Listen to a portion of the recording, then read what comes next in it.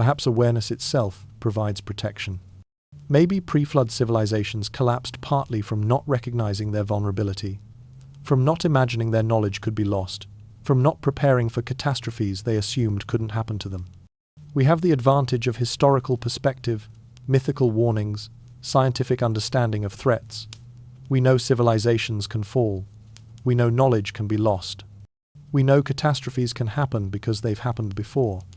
The real lesson isn't that catastrophe is inevitable.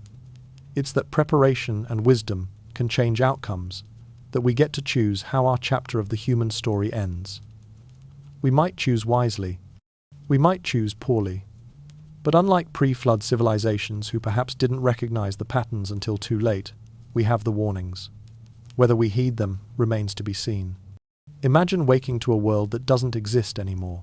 The stars you see through the window aren't quite the same stars we see now. Precession has shifted them slightly in 13,000 years. The air smells different, tastes different, carries scents of vegetation that went extinct before the pyramids were built. The sound of waves comes from a coastline that now rests beneath hundreds of feet of ocean. And the birds calling in the pre-dawn darkness belong to species whose names we'll never know because they vanished with the world that sustained them. The dwelling you wake in might not be the primitive hut we imagine when we think of ancient peoples.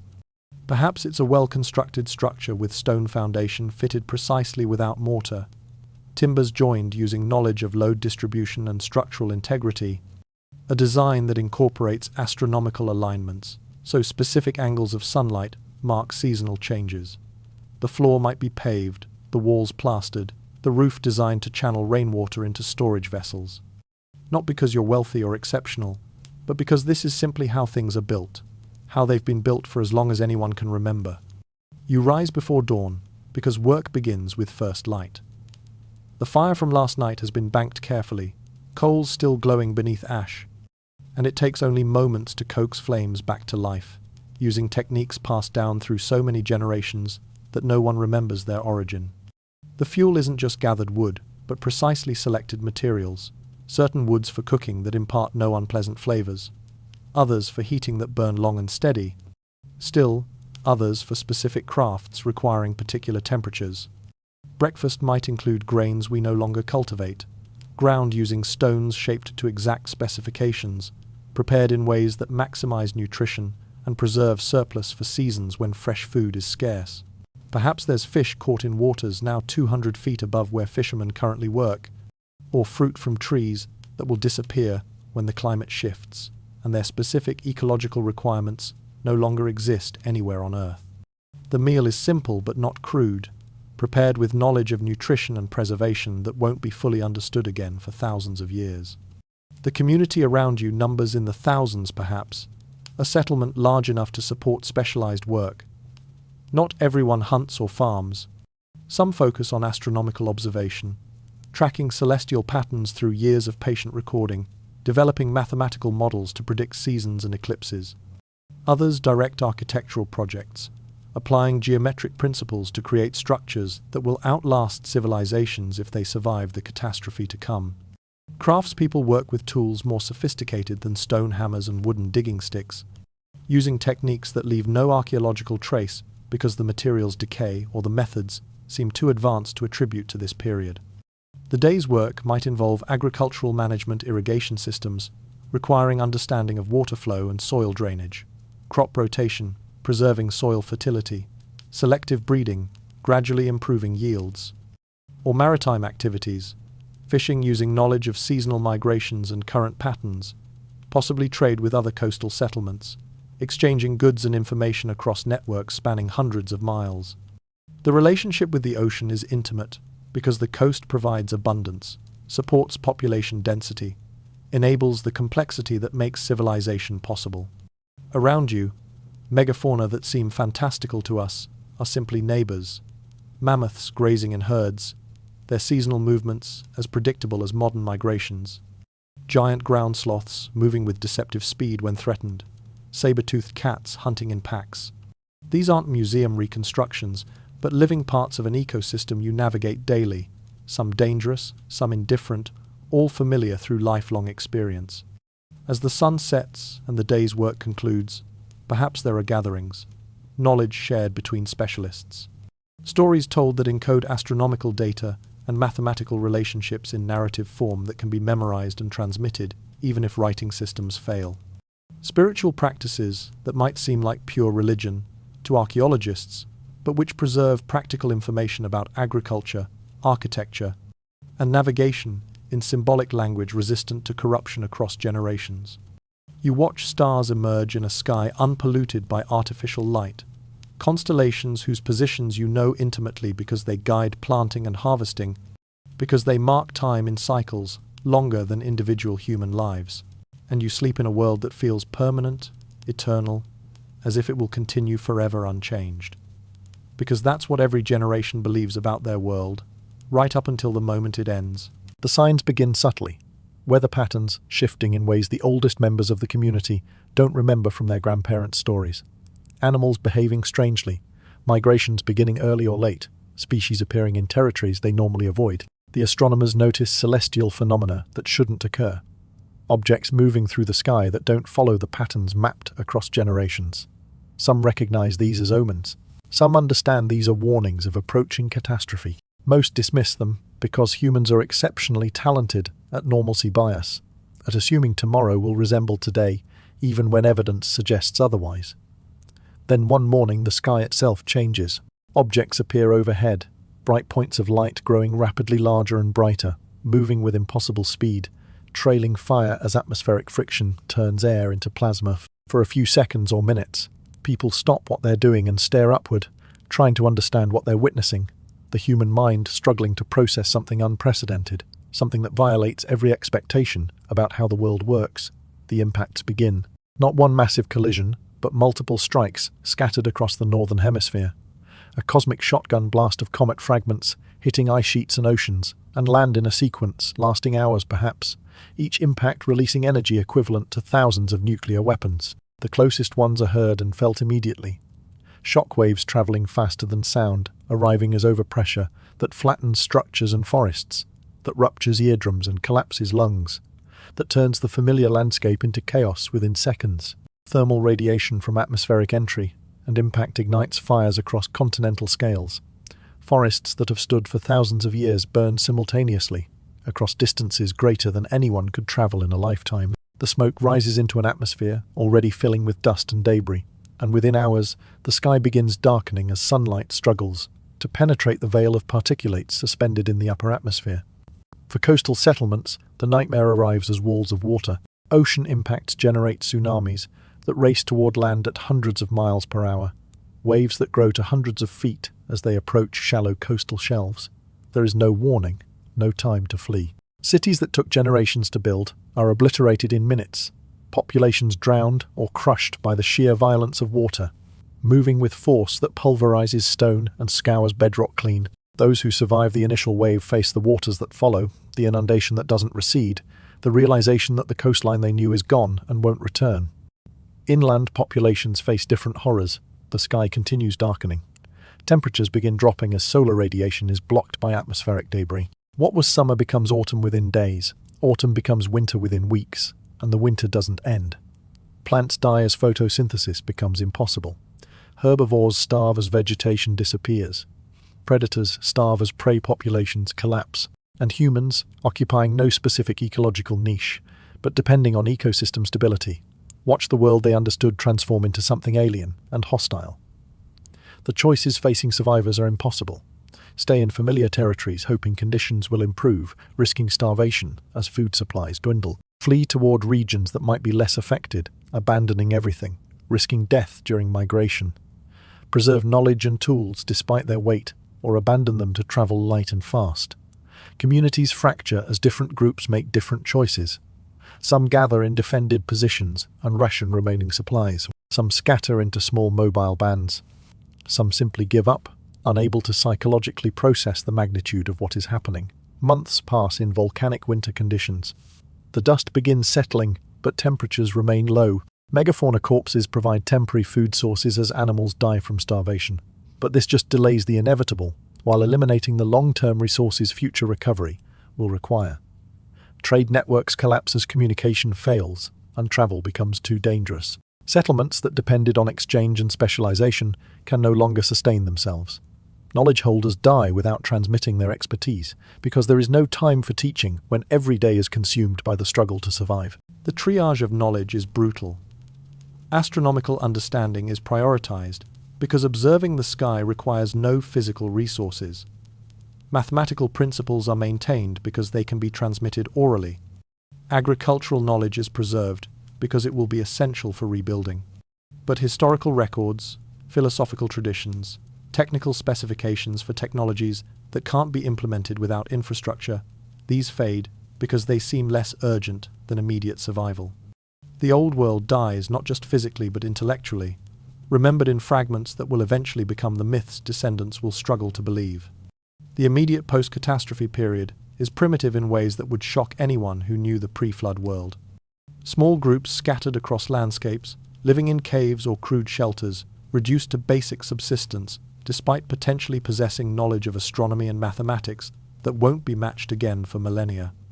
The irony is bitter people who understood celestial mechanics, forced to focus all energy on finding enough food to survive another day, knowledge becoming useless when the infrastructure to apply it is gone. But gradually, incrementally, conditions stabilize. The dust settles over years. Temperatures begin recovering as atmospheric debris clears and solar radiation reaches the surface again. Plants return, first hardy species adapted to disturbed environments, eventually more diverse vegetation as ecosystems rebuild. Animals adapt to new conditions, surviving species filling ecological niches left vacant by extinctions. And survivor groups, isolated during the worst periods, gradually reconnect as travel becomes safer and communication re-establishes. Knowledge transmission becomes critical during this recovery phase. Without writing materials or the stability to maintain libraries, everything depends on oral tradition. Astronomical data is encoded in myths and stories, mathematical relationships embedded in narratives that can be memorized and repeated. Practical skills are taught through apprenticeship, master to student, hands-on experience, because verbal instruction alone can't convey the nuances of complex techniques. Sacred traditions preserve fragments of pre-flood wisdom, even when the original context is lost. Rituals maintaining actions whose purposes are forgotten, but whose importance is remembered. New settlements emerge as populations find stable territories. Permanent camps become villages. Agriculture is rediscovered or re-implemented as people recall or experiment with cultivation techniques. Some might be working from preserved knowledge, applying principles learned from elders who learned from their elders in unbroken chains, extending back before the catastrophe. Others might be discovering independently, trial and error reproducing what was once known, but has been lost. The distinction becomes increasingly blurred as generations pass. Some survivors possess more knowledge than others. Perhaps they were specialists before the catastrophe. Astronomers, architects, agricultural experts. Perhaps they were simply fortunate to receive teaching from those who knew. They appear to less knowledgeable populations as something more than human. Teachers whose understanding seems miraculous, whose capabilities appear godlike in comparison to those who've lost or never possessed such knowledge.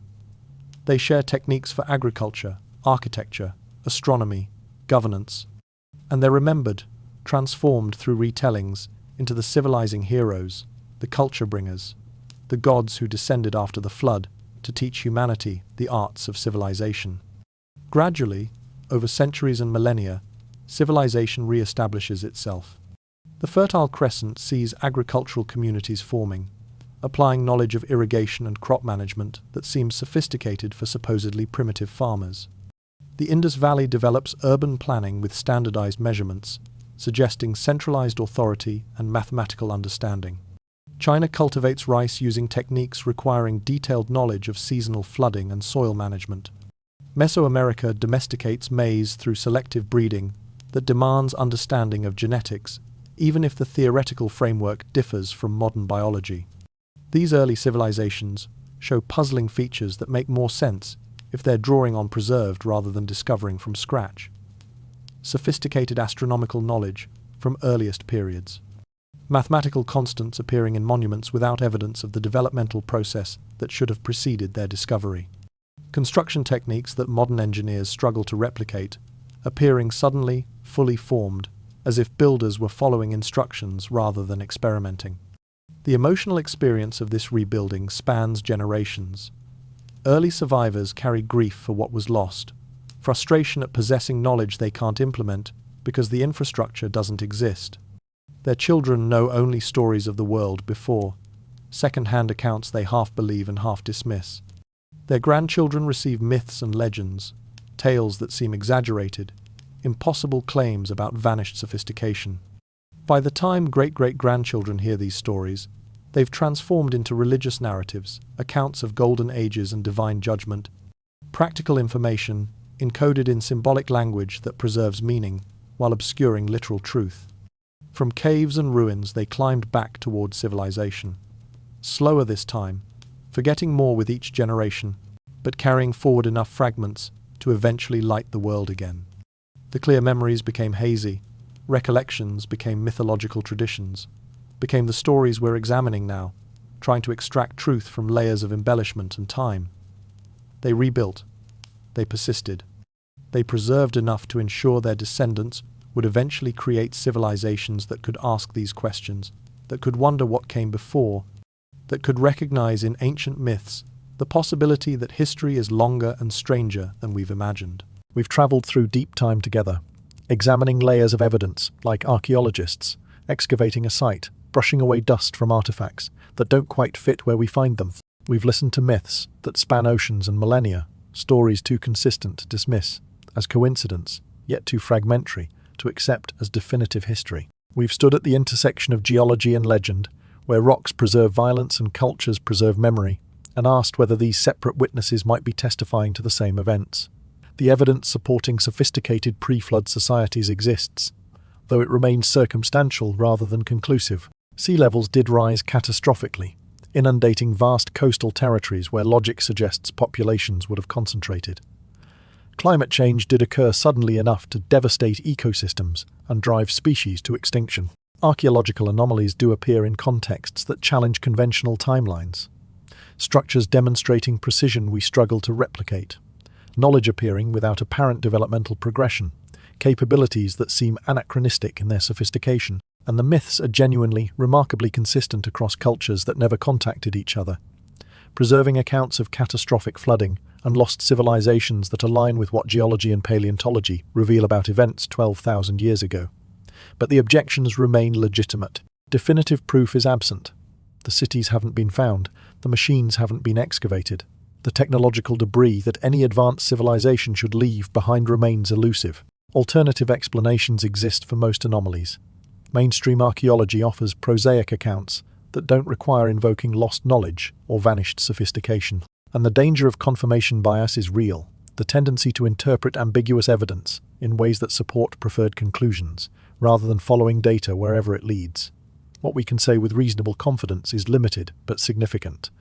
Catastrophic events occurred approximately 12,000 years ago. Human populations experienced severe disruption, possibly reducing to a genetic bottleneck of just thousands of individuals worldwide. Knowledge can indeed be lost through civilizational collapse. We have historical examples of sophisticated understanding vanishing when the societies that maintained it fell. Ancient peoples were more capable, more sophisticated, more knowledgeable than conventional narratives often credit, and our understanding of deep prehistory remains profoundly incomplete, with vast territories now underwater, never systematically investigated by archaeologists. What remains uncertain is equally significant. The exact nature and extent of pre-flood civilizations.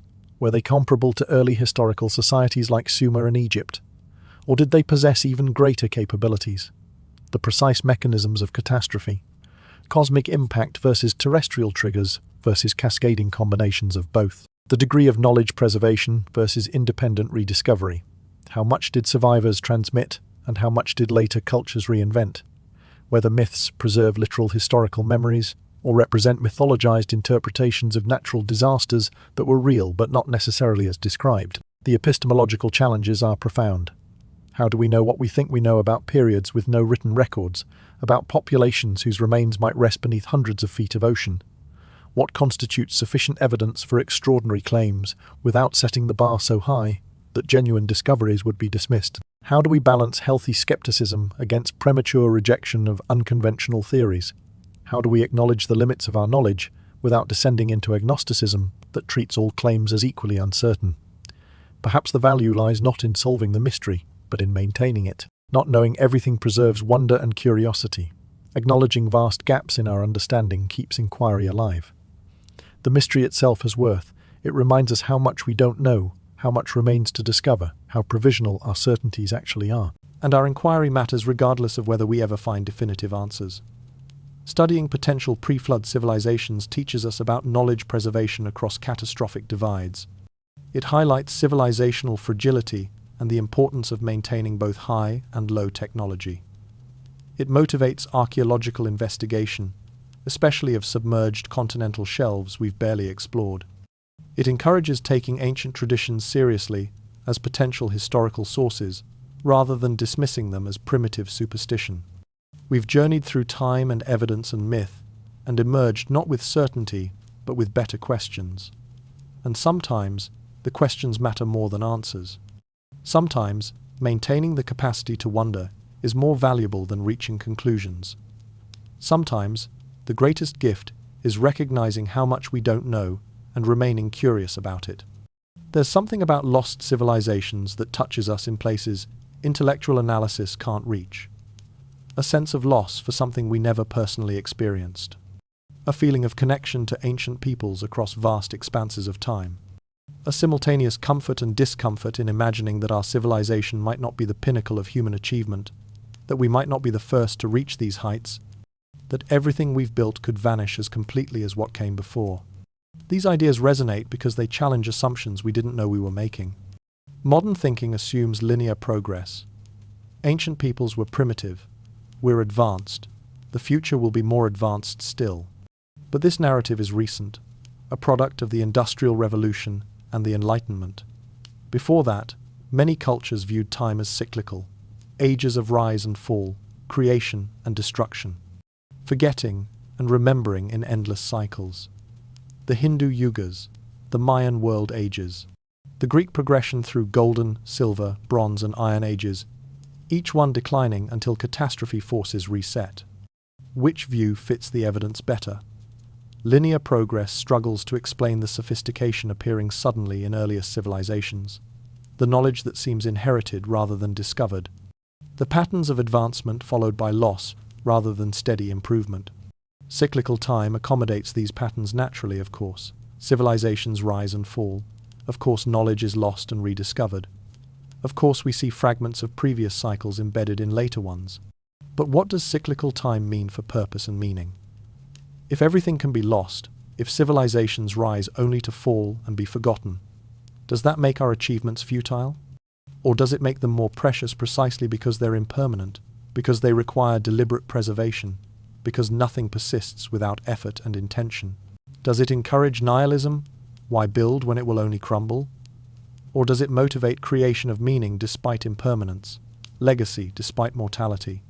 Perhaps civilizational amnesia works as metaphor for personal forgetting. Individuals forget inconvenient truths, traumatic experiences, hard-won lessons.